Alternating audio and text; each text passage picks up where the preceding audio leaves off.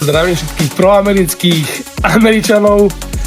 Dneska tu mám na servise Pontiac Firebird Trans Am GTA.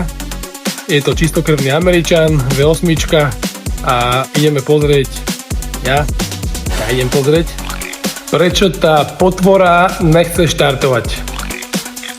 Pozrieme sa ho na zúbek.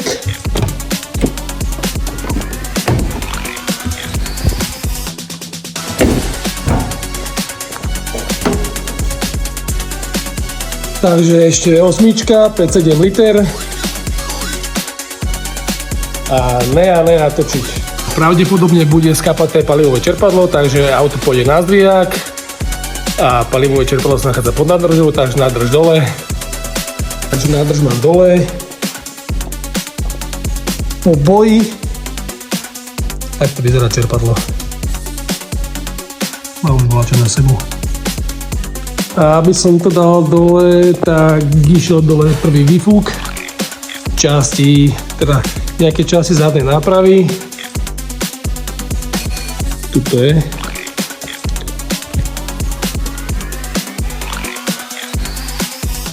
Takže na YouTube by to bolo hotové za 5 minút. Ja som sa s tým sral viac ako 5 minút, ale je to hotové. Objednajú sa diely. Všetko sa zloží. Čaute.